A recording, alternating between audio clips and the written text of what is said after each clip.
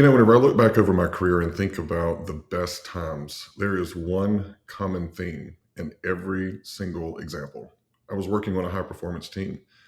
Some of my favorite times are working on an absolutely insurmountable project or problem and knowing that my team had my back and that I had theirs and that we were able to overcome whatever obstacles stood in front of us because we understood the value and what it took to be a high performance team.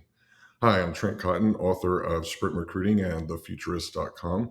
Want to talk to you today and unpack a little bit about how you, as an HR practitioner, can ensure that your clients, your leaders, your colleagues are all working toward becoming a high performance team. So, first things first, I love data. I recently saw a study that analyzed, I think, anywhere between 100 and 200 leaders in various organizations.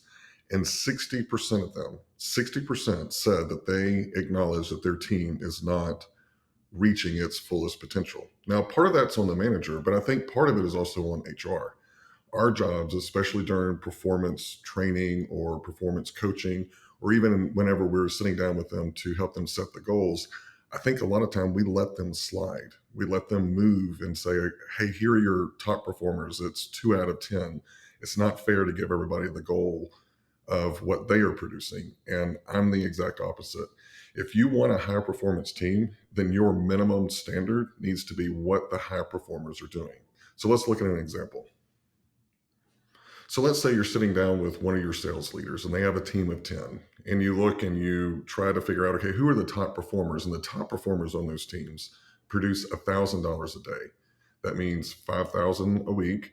And let's just say they take 4 weeks of vacation. So that's 48 working weeks. That's a total of 240,000. Not bad. But if you had a team of 10 high performers operating at the same level, that would be $2.4 million in revenue for that one unit. Now, all of us can acknowledge that the economy is throwing several curveballs, very challenging. So, working with your leaders to make sure that you set those goals is incredibly important. But what happens is that we settle for mediocrity. Let's look at what happens most of the time whenever we actually start to set goals. So, looking at that same division, let's say that you sit down with the manager and say, hey, what do we need to set the goals at? He or she says, out of my 10, two of them are those high performers that can do $1,000 a day easily. Most everybody can do at least 500. So, you set the goal at 500. What happens is you've actually cut for a team of 10, you have cut your revenue from 2.4 million to 1.2 million just by settling for half the production and not moving the team up to that high performance expectation. But the reality is that a lot of times, within a team of 10, you may have some that produce at 500, some that produce at 750, and then you've got your high performers. So let's see if it affects the revenue.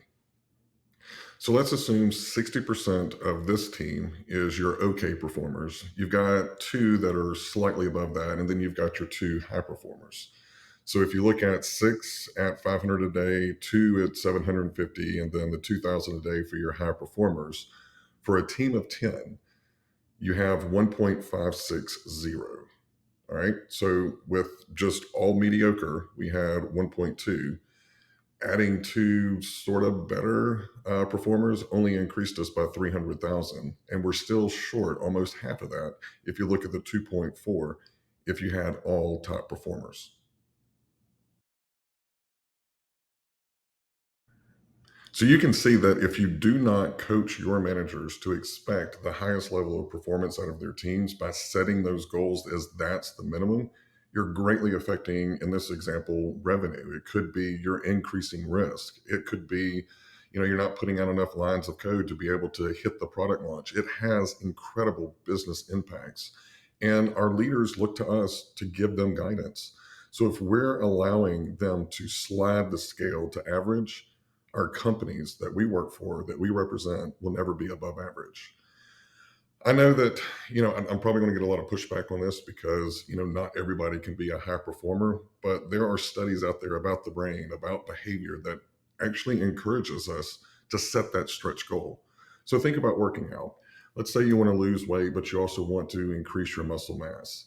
If all you do is go in and do the absolute minimum, but you don't change your eating, nothing's going to change. You're still going to be, maybe you'll be skinny, but you'll be a skinny fat. You won't be toned. So, working with the trainer, and I know this because I do it, my trainer pushes me. If I can deadlift X amount one week, in a month, she's going to move it because she knows that that's how the body continues to grow and it continues to evolve and it's healthy. So I want to encourage you as a practitioner and a futurist, whenever you're sitting down and doing some goal setting or doing performance coaching with your leaders, push them to lead high performance teams. Set those stretch goals. Be realistic, but don't be so inhumane that you allow the organization to settle for mediocrity.